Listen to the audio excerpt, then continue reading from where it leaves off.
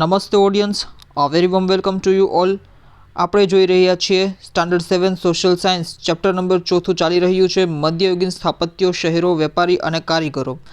આ ચેપ્ટરમાં ઓલરેડી આપણા ઘણા બધા વિડીયોઝ અપલોડ થઈ ચૂક્યા છે, તો જે લોકોએ હજુ સુધી પાછળના વિડીયોઝ નથી જોયા એ લોકોને રિક્વેસ્ટ કે પાછળના વિડીયોઝ ખાસ કરીને જોઈ લે.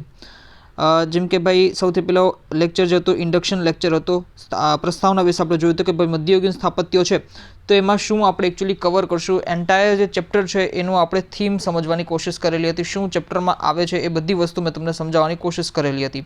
અલગ અલગ રાજવંશો દરમિયાન, અલગ અલગ દિલ્હી સલ્તનત અથવા મુઘલ વંશો દરમિયાન,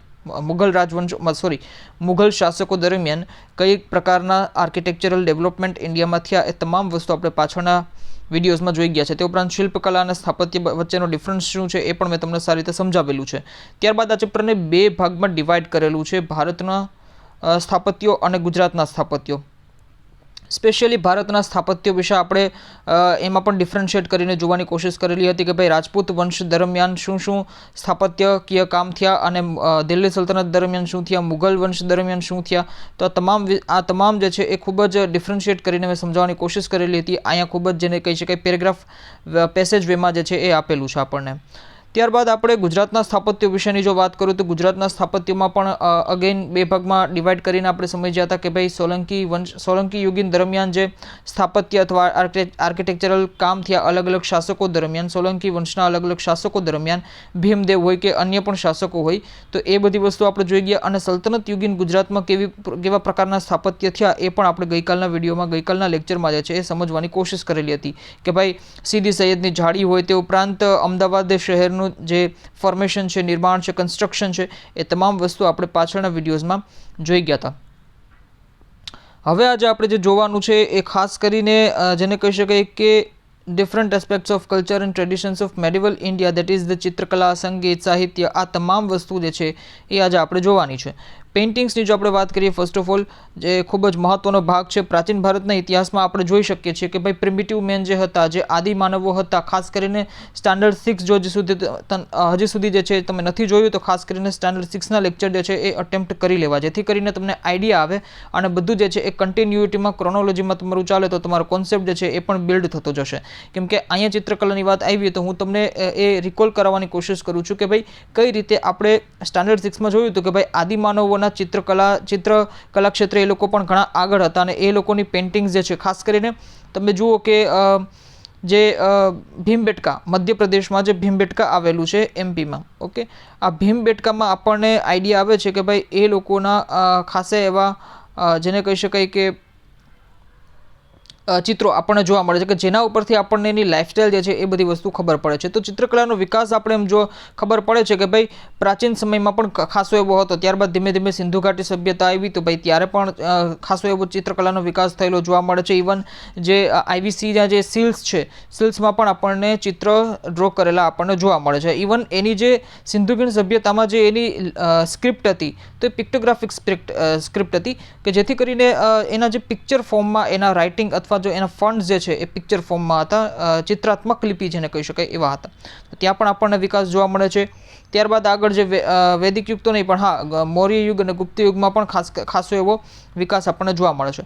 હવે સીધા આપણે ડાયરેક્ટલી આપણે મેડિવલ ઇન્ડિયામાં આવીએ છીએ, મધ્યકાલીન ભારતમાં આવીએ છીએ, તો બાબરના સમયથી જે છે એ ચિત્રકલાનો વિકાસ આપણને ખાસો એવો જોવા મળે છે. તે ઉપરાંત અલગ અલગ જે અહીંયા ફેક્ટ્સ છે એ હવે યાદ રાખવાના છે કે ભાઈ ચિત્રકલા ઉપર સપોઝ કે કોઈ લિટરેચર ગ્રંથ અથવા તો ટેક્સ્ટ લખાણા હોય, બરાબર છે, તો એ ક્યાં હોય તો સૌથી પહેલાં એ વાત કરેલી છે કે ગુલશન ચિત્રાવલી અને હમ્ઝનામા, આ વિશિષ્ટ ગ્રંથો જે છે એ ચિત્રકલા ઉપરના હતા, જે ખૂબ સારા એવા ફેક્ટ કહેવાય અને એક્ઝામમાં ડાયરેક્ટલી આવવાના ચાન્સીસ જે છે એ રહેલા છે આમાંથી. તે ઉપરાંત આકારીઝા જે છે એ નામના મહાન ચિત્રકારના નેતૃત્વમાં આગ્રામાં એક ચિત્રશાળાની સ્થાપના કરવામાં આવી હતી. આ વસ્તુ મેં તમને પાછળના વિડીયોઝમાં પણ સમજાવેલી છે કે ભાઈ ચિત્રશાળાની સ્થાપના જે છે એ આગ્રામાં કરવામાં આવેલી હતી. તે ઉપરાંત આ સમયના ચિત્રકારોએ પશુ પક્ષીના ચિત્રો અને પુષ્પોના ચિત્રો વિશિષ્ટ રીતે આલેખ્યા છે. The reason behind this thing, આ લોકો ખાસ કરીને નેચરને મતલબ નેચરમાં જે વસ્તુ છે એને વધારે ઇમ્પોર્ટન્સ આપે છે. કેમ કે એ લોકો આ જે મુઘલ શાસકો છે એ ઇવન દિલ્હી સલ્તનતના શાસકો હોય, મુઘલ શાસકો હોય, એ લોકો ઇસ્લામથી ઇન્ફ્લુઅન્સ છે અને ઇસ્લામમાં ખાસ કરીને આઇડલ વર્શિપ જે છે એ બેન છે. મતલબ જેને કહી શકાય કે મૂર્તિ પૂજા જે છે, મૂર્તિ પૂજા એમાં બિલકુલ કરવામાં આવતી નથી. એટલે સો દેટ એ લોકો જે છે એ પશુ પક્ષીના ચિત્ર, પુષ્પોના ચિત્રો, કે તે ઉપરાંત આપણને આર્કિટેક્ચરમાં પણ જોવા મળે છે કે સીદી સૈયદની જાળી છે તો એ જાળીમાં જે છે એ વૃક્ષ આકારની કોતરણી જે છે એ જોવા મળે છે. તે ઉપરાંત અકબરના સમયથી છબી ચિત્રોની શરૂઆત થઈ. નાવ વોટ ઇઝ ધીસ છબી ચિત્ર? છબી ચિત્ર એટલે કે ભાઈ મ્યુરલ પેઇન્ટિંગ્સ, કે જેને કહી શકાય કે આવી ફ્રેમ હોય, ફ્રેમની અંદર જે છે, ઓકે, સોરી, મ્યુરલ પેઇન્ટિંગ તો ન કહી શકાય. મ્યુરલ પેઇન્ટિંગ જે છે એ તો ભીત ચિત્રો છે, પણ છબી ચિત્રો એટલે કે ભાઈ ખાસ કરીને આવા જે ફ્રેમ હોય, બરાબર છે, આ ફ્રેમની અંદર ચિત્ર ડ્રો કરવામાં આવતા હોય છે તો એને કહી શકાય છબી ચિત્રો, બરાબર છે. એક નાનકડી એવી ફ્રેમ હોય એની અંદર જ જે છે ચિત્રો ડ્રો કરવાના હોય છે. ત્યારબાદ એ જે છબી ચિત્રો છે એની શરૂઆત અકબરના સમયથી આપણને થતી જોવા મળે છે. ત્યારબાદ જહાંગીરના સમયમાં વિશિષ્ટ તહેવારો અને પ્રસંગોના ચિત્રો પણ જે છે એ બનાવવામાં આવતા હતા. તે ઉપરાંત મુઘલ ચિત્રકળા જે છે એની જેમ જ રાજસ્થાનની જો આપણે વાત કરીએ તો મેવાડ, જયપુર, મારવાડ, તે ઉપરાંત કોટાની શૈલી જે છે સુવિખ્યાત હતી. આ અલગ અલગ ચિત્રકલાની શૈલીઓ વિશે અહીંયા વાત કરવામાં આવેલી છે કે ભાઈ રાજસ્થાનનું મેવાડ શૈલી, તે ઉપરાંત જયપુર શૈલી, મારવાડ શૈલી, કોટા શૈલી, ઓકે. તે ઉપરાંત ગુજરાતમાં જે અલગ અલગ ડિફરન્ટ જે સ્કૂલ્સ છે, જે શૈલીઓ છે, અથવા તો જેને કહી શકાય કે ચિત્રકળા શૈલીઓ છે, ખાસ કરીને તળપદી, સાદી અને કથા પ્રસંગને વિશદતાથી રજૂ કરતી તથા લોકજીવનનો ધબકારા ઝીલતી સજીવ કલા હતી. તો ચિત્રકલામાં જે છે વધારે આમાં કંઈ આપણે જોવાનું અત્યારે છે નહીં, અને આમાં જેટલા ફેક્ટ્સ છે 2 થી 3 ફેક્ટ્સ ઇઝીલી નીકળે છે, તો એ વસ્તુ જે છે ખાસ કરીને તમારે યાદ રાખવાની છે. અને એટલા માટે ટેક્સ્ટ બુકને જે છે એ હું અહીંયા તમને શો કરવાની કોશિશ કરું છું કે જેથી કરીને તમે ઇઝીલી જે છે એ વસ્તુને જોઈ શકો અને કોરિલેટ કરી શકો એક બીજી વસ્તુને. ફેક્ટ જે છે ત્યાં તમે અંડરલાઇન કરી શકો છો, કેમ કે આ વસ્તુ જે છે એમાં કંઈ સમજવાની વસ્તુ નથી. હવે જે બેસિક અન્ડરસ્ટેન્ડિંગ છે એ મેં તમને સારી રીતે સમજાવી દીધેલી છે, તો હવે માત્ર ને માત્ર આપણે અહીંયા ફેક્ટ્સ જ જે છે એ જોવાના છે. તે ઉપરાંત સલ્તનત સંગીત કલાની જો સૌથી પહેલાં આપણે વાત કરીએ, મ્યુઝિકની જો આપણે વાત કરીએ, સલ્તનત કાળમાં ભારતમાં જે છે એમાં ખાસ કરીને ઇસ્લામિક સૂફી સંગીત જે છે એનો પ્રારંભ થયો. હવે આ સૂફી સંગીત જે છે, સૂફી મ્યુઝિક જે છે એ જેને કહી શકાય કે કેમ કે અરબ અને ખાસ કરીને એ બધા કન્ટ્રીઝમાં મ્યુઝિક જે છે એનો એટલું બધું આપણને વિકાસ થતો નથી જોવા મળતો, કેમ કે ઇસ્લામમાં તો મ્યુઝિકને પણ નથી માનવામાં આવતું. ઇવન મ્યુઝિક, ડાન્સ, આ બધી વસ્તુઓ જે છે એ ઇસ્લામમાં એટલી બધી નથી, ઓકે. તો આ બધી વસ્તુ એ લોકો ભારતમાં આવ્યા ત્યારે ભારતમાં અહીંયા ઓલરેડી સંગીત કલા એને ચરમસીમા પર હતી, ઓકે, પીક ઉપર હતી. તો અહીંયાથી સંગીતથી એ લોકો ઇન્ફ્લુઅન્સ થયા અને ખાસ કરીને એને નવી જે સંગીતનો પ્રારંભ થયો સૂફી સંગીત. સૂફી સંગીતમાં કેવું હોય છે કે ભાઈ રાગ ને સૂર ને એ બધી વસ્તુ જે છે એ ઇન્ડિયન ટ્રેડિશનને મળતી આવે છે, ક્લાસિકલને મળતી આવે છે, ઇન્ડિયન ક્લાસિકલને. બટ જે એમના જે વર્ડ્સ છે, બરાબર છે, એમના ખાસ કરીને ગાવાની ઢબ છે, એ બધી વસ્તુઓ ખાસ કરીને ઉર્દુ, ફારસી અને તે ઉપરાંત એની જે લોકલ લેંગ્વેજ છે એના શબ્દોનો આમાં પ્રયોગ થતો જોવા મળે છે. એટલે સૂફી સંગીત ખાસ કરીને આને કહેવામાં આવે છે. એટલે ઇન્ડિયન ક્લાસિકલ મ્યુઝિક અને સૂફી મ્યુઝિકમાં આટલો ડિફરન્સ છે, મેં તમને સમજાવી દીધું. તો હવે આ સૂફી ક્ષેત્રે તમે વાત કરો તો અમીર ખુશરો જે છે એને કવાલીની શોધ કરી અને ધ્રુપદને બદલે ખ્યાલ પદ્ધતિ જે છે એ દાખલ કરવામાં આવી હતી. તો કવાલી, આઈ હોપ કે બધાને આઈડિયા આવશે કે કવાલી શું છે, બરાબર છે. તે ઉપરાંત દેવગીરીના સારંગ દેવે સંગીત રત્નાકર અને ગુજરાતમાં હરિપાલ દેવે સંગીત સુધારક નામના ગ્રંથો લખ્યો હતો. તો આ વસ્તુ જે છે ખાસ કરીને યાદ રાખવી, કેમ કે આમાંથી ડાયરેક્ટલી એક્ઝામમાં ક્વેશ્ચન આવવાની સંભાવના છે. તે ઉપરાંત અકબરના સમયના તાનસેન શાસ્ત્રીય ગાન સાથે સંકળાયેલ સૌથી મહાન કલાકાર હતા. એટલે આ ટાઈમ પિરિયડમાં આપણને સૂફી મ્યુઝિક અને ઇવન જે ઇન્ડિયન ક્લાસિકલ મ્યુઝિક જે છે એનો પણ આપણને ગ્રોથ થતો જોવા મળે છે. લિટરેચરની વાત કરીએ, સાહિત્યની જો આપણે વાત કરીએ, આમ તો પ્રાચીન ભારતમાં પણ અલગ અલગ સાહિત્યોની રચના થઈ જ છે, પણ તે ઉપરાંત આપણે મધ્યકાલીન ભારતના અલગ અલગ સાહિત્યની જો વાત કરીએ ખાસ કરીને, તો આમાં અલગ અલગ જે સાહિત્યકારો છે, બરાબર છે, એને જુદા જુદા વિષયમાં ખેડાણ કરીને નોંધપાત્ર ગ્રંથોનું સર્જન કર્યું છે. કેટલાક ગ્રંથો જે છે એની માહિતી નીચે મુજબ છે, એટલે કે આ બધા ગ્રંથોની અહીંયા વાત કરવામાં આવેલી છે. તે ઉપરાંત એની સામે આપણને એના રચયિતા, બરાબર છે, કે જે કોઈ પણ ગ્રંથ છે એને કોણે રચ્યો તો એ વસ્તુ અહીંયા જોવાની છે. આમાં ગુજરાતના સાહિત્યકારો અને ઇવન જે ભારત લેવલના જે ગ્રંથો છે એ તમામ વસ્તુ જે છે એ આમાં આપણે ઇન્ક્લુડ થતી જોવા મળે છે. જેમ કે ફોર એક્ઝામ્પલ સિદ્ધ હેમ શબ્દાનુશાસન, તો આ ગ્રંથ જે છે એ હેમચંદ્રાચાર્યએ લખેલો છે. તે ઉપરાંત ગીત ગોવિંદમ, તો આ ગ્રંથ જે છે એ જયદેવે લખેલો છે. હિતોપદેશ નારાયણે લખેલો છે. આ બધા ફેક્ટ જે છે એ યાદ રાખવાના છે. સિદ્ધાંત શિરોમણી અને લીલાવતી જે છે એ ભાસ્કરાચાર્યએ લખેલો ગ્રંથ છે. પૃથ્વીરાજ રાસો ચંદબરદાએ લખેલો છે. પૃથ્વીરાજ રાસો આ જે ગ્રંથ છે એ પૃથ્વીરાજ ચૌહાણનો ખાસ કરીને બાયોગ્રાફી જેને કહી શકાય, બરાબર છે. પૃથ્વીરાજ રાસો ચંદ બરદાએ લખેલી છે અને પૃથ્વીરાજ ચૌહાણના જીવની વિશે લખેલી છે. તે ઉપરાંત તુઘલકનામા અને તારીખે દિલ્હી અમીર ખુસરોએ લખેલું છે. આ પણ મેં તમને દિલ્હી સલ્તનતના ટાઈમ પિરિયડમાં સમજાવેલું હતું અને ખાસ કરીને ત્યાં પણ મેં તમને આનો ઉલ્લેખ જે છે એ કરેલો હતો. કિતાબે હિન્દ રહેલા ઇબ્ન બતુતા નામના આ ઇબ્ન બતુતા જે છે એ જિયોગ્રાફર હતા, ભૂગોળવેતા જેને કહી શકાય, અને એ ટ્રાવેલર હતા, ફોરેન ટ્રાવેલર જે છે એ હતા. આપણને આઈડિયા છે કે ભાઈ પ્રાચીન ભારતમાં અલગ અલગ ફોરેન ટ્રાવેલર અથવા વિદેશી મુસાફરો ભારતમાં આવે છે, યાત્રા કરે છે. એવી જ રીતે મધ્યકાલીન ભારતમાં ઇબ્ન બતુતાનું નામ છે અને ખાસ કરીને ઇબ્ન બતુતા જે છે એ ભૂગોળવેતા પણ છે, ભૂગોળવેતા પણ હોય છે. કાન્હદડે પ્રબંધ પદ્મનાભે લખેલું છે. તે ઉપરાંત પદ્માવત જે છે એ મહેમદ જાયસીએ લખેલું છે. તો એ વસ્તુ ખાસ કરીને યાદ રાખવાની છે. તે ઉપરાંત આટલું જાણો બોક્સમાં આપણે શું છે એ પણ આપણે જોઈ લઈએ કે ભાઈ ભાષ્ય રામાનુજાચાર્ય, કાવ્ય પ્રકાશ મમ્મટ, માનસોલ્લાસ જે છે એ સોમેશ્વરનું અને કિતાબુલ હિન્દ અલબરૂનીનું. અલબરૂની જે છે એ પણ ખાસ કરીને તમે જુઓ કે ફોરેન ટ્રાવેલર હોય છે અને એને કિતાબુલ હિન્દ જે છે એ લખેલું હતું. તો એ રીતે આપણે અહીંયા ખાસ કરીને ચિત્રકલા જોયું, સંગીત જોયું, ઇવન સાહિત્ય પણ જોયું. તો જે નૃત્ય કલા છે, ખાસ કરીને લોકનૃત્ય અને હસ્તકલા જે છે એને પણ આપણે જોવાનું છે. લોકનૃત્ય એટલે કે ખાસ કરીને સૌથી પહેલાં તો લોકનૃત્ય અને જે ક્લાસિકલ ડાન્સ ફોર્મ્સ છે, ફોક ડાન્સ ફોર્મ્સ અને ક્લાસિકલ ડાન્સ ફોર્મ્સમાં ડિફરન્ટ શું છે એ વસ્તુ થોડી સમજી લ્યો કે ભાઈ લોકનૃત્ય છે એ લોકશૈલીમાં લોકો દ્વારા જે છે એને નિર્માણ કરવામાં આવતી હોય છે, જ્યારે શાસ્ત્રીય ડાન્સ ફોર્મ્સ છે, ક્લાસિકલ ડાન્સ ફોર્મ્સ છે એ થોડા ડિફરન્ટ હોય છે અને ખાસ કરીને એની રચના જેને કહી શકાય કે નૃત્યના જે ગ્રંથો હોય છે, સંગીતના પણ ગ્રંથો હોય, નૃત્યના પણ ગ્રંથો હોય, એના ઉપર ડિપેન્ડન્ટ હોય છે અને ખાસ કરીને ક્લાસિકલ લેંગ્વેજીસ જે છે એમાં એનો યુઝ થતો હોય છે.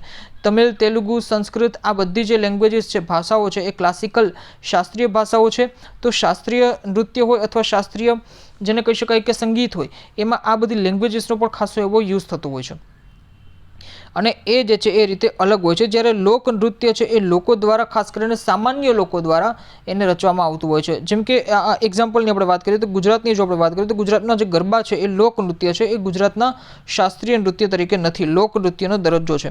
તો ગુજરાત તેની લોક સંસ્કૃતિ, લોકનૃત્ય અને ભરત ગૂંથણ જેવી હસ્તકલા માટે, કારીગરી માટે સમગ્ર વિશ્વમાં વિખ્યાત થયું છે. હસ્તકલા એટલે કે હેન્ડીક્રાફ્ટ્સ, બરાબર છે. ખાસ કરીને આપણને આઈડિયા છે કે ભાઈ જે રીતે ભરત ગૂંથણનું કામ ચાલતું હોય અને બીજું પણ ઘણું બધું જે કામ ચાલતું હોય એ બધાનો સમાવેશ હસ્તકલામાં, કેમ કે આ બધી જે કલા છે એ હાથથી કરવામાં આવતી કલા છે, એટલા માટે એને હસ્તકલા જે છે એ કહેવામાં આવતું હોય છે. અને આ હસ્તકલાનો ખૂબ જ જેને કહી શકાય કે એના નીચા લેવલ ઉપર બ્રિટિશ ટાઈમ પિરિયડ, જ્યારે ભારતમાં બ્રિટિશ ટાઈમ પિરિયડ ચાલતો હતો ત્યારે જે છે એના ખૂબ જ નીચા લેવલ ઉપર હતું હસ્તકલા, કેમ કે હેન્ડીક્રાફ્ટ્સને ખાસ કરીને ડિસ્ટ્રોય કરવાનું કામ કરેલું છે બ્રિટિશર્સે પોતાના સ્વાર્થ માટે, સેલ્ફિશનેસ માટે. જેથી કરીને શું થાય કે અહીંયા હસ્તકલા ખૂબ જ વધારે માત્રામાં વિકાસ પામેલી હતી અને હસ્તકલાને લીધે ભારત જે છે ખૂબ જ રીચ અને ડાયવર્સ હતું અને ભારતની સંસ્કૃતિ, એજ્યુકેશન, તે ઉપરાંત જે ધન સંપત્તિ હતી, આ બધામાં હસ્તકલાનો ખૂબ સારો એવો રોલ હતો. એટલે હસ્તકલાને પાડી દીધું અને એ લોકોએ ઇન્ડસ્ટ્રીયલાઇઝેશન, ઔદ્યોગિકરણથી જે બનતો માલ છે એ ભારત ઉપર થોપવાની કોશિશ કરી, ડમ્પ કરવાની કોશિશ કરી. તો એ વસ્તુ આપણે ત્યારે આધુનિક ભારતના ઇતિહાસમાં જોશું, પણ હસ્તકલાનું એટલું મહત્વ છે. તો મધ્યકાલીન ભારતમાં, પ્રાચીન ભારતમાં આપણે હસ્તકલા વિશેની જો વાત કરીએ તો એ સમગ્ર વિશ્વમાં જે છે ખાસ કરીને વિખ્યાત હતું. હવે લોકનૃત્યની જો આપણે વાત કરીએ, નાટકોની જો વાત કરીએ તો ખાસ કરીને ભવાઈનું નામ જે છે એ ખૂબ જ મહત્વપૂર્ણ છે. ભવાઈ નાટક જેવા પ્રકારનો પણ સમાવેશ થાય છે. ભવાઈ જે છે એ શું છે તો કે ભાઈ લેખન અને ભજવવાનું શ્રેય અસાયત ઠાકરને ફાળે જાય છે. સૌથી પહેલાં તો આ ભવાઈ જે છે એ જેને કહી શકાય કે એનો જે ક્રેડિટ છે, એનો શ્રેય છે એ અસાયત ઠાકરને ફાળે જાય છે. આ ક્વેશ્ચન જે છે એ 5 થી 6 વખત એક્ઝામમાં, અલગ અલગ ડિફરન્ટ એક્ઝામ્સમાં જે છે આ ક્વેશ્ચન્સ આવેલો છે, અસાયત ઠાકરવાળો ક્વેશ્ચન. હજુ પણ આવવાની સંભાવના છે, જેને કહી શકાય કે ટ્વિસ્ટ કરીને પૂછી લેશે, પણ પૂછવાની સંભાવના તો છે જ. તો ભવાઈ જે છે એ એક પ્રકારનું ડાન્સ ફોર્મ છે, ખાસ કરીને ડ્રામા કહી શકાય, નાટક કહી શકાય. ઝાલાવાડ વિસ્તારમાં પશુપાલકો એક વિશિષ્ટ પ્રકારનો રાસ રમે છે જેને હુડો કહેવામાં આવે છે. હવે અહીંયા લોકનૃત્યનો ખાસ કરીને સમાવેશ કરવામાં આવેલો છે, બતાવવામાં આવેલું છે. ઝાલાવાડ વિસ્તાર એટલે તમે ગુજરાતના ઇતિહાસમાં, ગુજરાતના જિયોગ્રાફીમાં, ગુજરાતના ભૂગોળમાં ખાસ કરીને આ બધી વસ્તુ જે છે એ તમે ત્યાં ભણશો અથવા ભણી લીધેલી હશે, બરાબર છે. એટલે ઝાલાવાડ, હાલાર, આ બધા જે અલગ અલગ સોરઠ વિસ્તાર, આ બધો જે વિસ્તાર છે અલગ અલગ, સૌરાષ્ટ્રનો વિસ્તાર, આ બધો વિસ્તાર જે છે એ તમે ગુજરાતની જિયોગ્રાફીમાં ડિટેલમાં ભણશો. તો ત્યાંના જે પશુપાલકોને એક વિશિષ્ટ પ્રકારનો રાસ રમે છે જેને હુડો કહેવામાં આવે છે. તો હુડો રાસ જે છે ક્યાંથી સંબંધિત છે? તો ઝાલાવાડ વિસ્તારથી સંબંધિત છે. એ વસ્તુ પણ ખાસ કરીને યાદ રાખી લેવું, જેથી કરીને એક્ઝામમાં આવે તો આપણને યાદ રહે. તે ઉપરાંત તરણેતરના મેળામાં હુડો રાસને જોવા દેશ વિદેશના લોકો ગુજરાતમાં આવે છે. એ વસ્તુ ખાસ કરીને આપણે યાદ રાખવાની છે. તે ઉપરાંત જો નેક્સ્ટ આપણે વાત કરીએ કે ભાઈ ખાસ કરીને ગરબા, મેં તમને હમણાં જ કીધું કે ગરબા જે છે એ લોક નૃત્ય છે, શાસ્ત્રીય નૃત્ય નથી. તો ગુજરાતમાં નવરાત્રિ ગરબા ઉત્સવ મહત્વના છે. ગરબી પરથી ઉતરી આવેલ ગરબો શક્તિની આરાધના અને સ્તુતિ સાથે સંકળાયેલ છે. અને એકચ્યુઅલી આ ગરબાની જો આપણે વાત કરીએ, garba is a type of dance form, but actually જો આપણે વાત કરીએ તો ગરબો જે છે એ માતાજીની મતલબ શક્તિ જે છે એની આરાધના અને સ્તુતિ સાથે સંકળાયેલ છે. એક આપણે નવરાત્રિ સેલિબ્રેટ કરીએ છીએ ત્યારે આપણને આઈડિયા હોય છે કે ઘરમાં એક ગરબો, ઓકે, જેને કહી શકાય કે ગરબો, આઈ હોપ કે ગરબો શું છે બધાને આઈડિયા આવશે. તો ગરબો આપણે ઘરમાં પધરાવીએ છીએ. હવે આ ગરબાની આપણે પૂજા કરીએ, એની દીપ પ્રાગટ કરીએ, પૂજા કરીએ અને એની સ્તુતિ કરીએ તો એમાં સાક્ષાત આપણે માતાજીનું સ્વરૂપ જોઈએ છીએ. તો એ જ રીતે ગરબો જે છે ડાન્સ ફોર્મ પણ છે, પણ આ ડાન્સ ફોર્મ જે છે એ ક્યાંથી આવ્યું છે? તો કે એ આ ગરબા શક્તિની આરાધના પરથી આવેલું છે. તે ઉપરાંત દયારામના સમયથી ગરબીનો જે ખૂબ જે છે એ વિકાસ થયો છે. આ પણ એક્ઝામમાં ક્વેશ્ચન આવી ગયો છે. દયારામના સમયથી ગરબીનો જે છે ખૂબ વિકાસ થયો છે. તે ઉપરાંત સ્ત્રીઓ અને પુરુષો બંને નવરાત્રિમાં ગરબા, ગરબી અને રાસ દ્વારા આ ઉત્સવને જે છે એ ઉજવે છે. ગરબા પણ અલગ છે, ગરબી પણ અલગ છે. એકચ્યુઅલી ગરબો જે છે એ સ્ત્રીઓ દ્વારા ખાસ કરીને કરવામાં આવતું નૃત્ય છે, અને ગરબી જે છે પુરુષો દ્વારા ખાસ કરીને કરવામાં આવતો રાસ છે અથવા નૃત્ય છે, એવું આપણે કહી શકીએ. તે ઉપરાંત ગુજરાતના પહેરવેશમાં, હવે અહીંયા પણ ગુજરાતનું થોડુંક જેને કહી શકાય કે લોકેલિટી બતાવવાની કોશિશ કરેલી છે કે પહેરવેશમાં પણ અનેકવિધ વિશેષતાઓ જે છે જોવા મળે છે. જેમાં કચ્છનું ભરતકામ, જે આ હેન્ડીક્રાફ્ટની વાત આવેલી છે, કચ્છનું ભરતકામ, તે ઉપરાંત મોતીકામ, પાટણના પટોળા, જામનગર અને જેતપુરની બાંધણી વિશ્વવિખ્યાત થયા છે. કચ્છના બન્ની અને ખદીર વિસ્તારમાં કચ્છી સ્ત્રીઓ દ્વારા તૈયાર થયેલ ભરત ગૂંથણની વિશ્વભરમાં માંગ રહી છે. હવે એકચ્યુઅલી આ જે કચ્છનો વિસ્તાર છે, બન્ની વિસ્તાર અને ખદીર વિસ્તાર, અગેન આ તમને જિયોગ્રાફીમાં જે છે એ સારી રીતે સમજવામાં આવશે અથવા તો તમે સમજેલું હશે. ત્યાં આગળની કચ્છી સ્ત્રીઓ દ્વારા તૈયાર થયેલ ભરત ગૂંથણની વિશ્વભરમાં જે છે એ માંગ રહેતી હતી. એ જ રીતે પાટણમાં છે 11મી-12મી સદીથી વિશિષ્ટ વણાટકામ સાથે સંકળાયેલ પટોળા વિશ્વવિખ્યાત થયા છે. આપણને બધાના આઈડિયા છે પટોળાના પટોળા વિશે. અને ખાસ કરીને આજે 11મી અને 12મી સદીની વાત કરવામાં આવેલી છે, અને ત્યારે વણાટકામ સાથે સંકળાયેલ, વણાટકામ ઇન ધ સેન્સ જેને કહી શકાય કે હાથથી કરવાનું કામ, બરાબર છે. તો એના સાથે સંકળાયેલી આ વસ્તુ છે પાટણનું પટોળું. તો આ રીતે આપણે ડિફરન્ટ એના મિડેવલ ઇન્ડિયાના ખાસ કરીને મિડેવલ ઇન્ડિયા અને ગુજરાતના ખાસ કરીને જે સંગીત છે, તે ઉપરાંત ચિત્રકલા, સાહિત્ય અને લોકનૃત્ય અને હસ્તકલા વિશે આપણે જોવાની કોશિશ કરી. નેક્સ્ટ વિડીયોમાં હું તમને શહેરીકરણ જે છે એ થોડું સમજાવવાની કોશિશ કરીશ, અને ત્યારબાદ આપણે ફાઇનલી ચેપ્ટર નંબર 5 તરફ મૂવ કરશું. તો અહીંયા સુધી આપણે આજે રાખીએ છીએ. અને જે લોકોને ખાસ કરીને પાછળના વિડીયોઝ નથી જોયા, એ લોકોને રિક્વેસ્ટ કે પાછળના વિડીયોઝ પણ જોઈ લેવા, જેથી કરીને તમારી કન્ટિન્યુટી બની રહે. અને જો તમને કોઈ પણ પ્રોબ્લેમ લાગતો હોય તો કમેન્ટ સેક્શનમાં જણાવવા વિનંતી. તે ઉપરાંત જો વિડીયોઝ પસંદ આવે છે તો લાઇક કરવાનું રાખો, તમારા ફ્રેન્ડ સાથે જે છે શેર કરવાનું રાખો. અને જો તમે નવા છો અને ચેનલને હજી સુધી સબસ્ક્રાઇબ નથી કરી તો એક રિક્વેસ્ટ છે કે ચેનલને સબસ્ક્રાઇબ કરો, જેથી કરીને મને વધારેમાં વધારે મોટિવેશન મળે.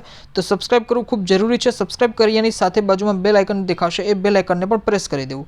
તો આટલી વસ્તુ કહી દીધા બાદ thank you so much for watching this lecture. મળીએ નેક્સ્ટ લેક્ચરમાં. Stay connected with me.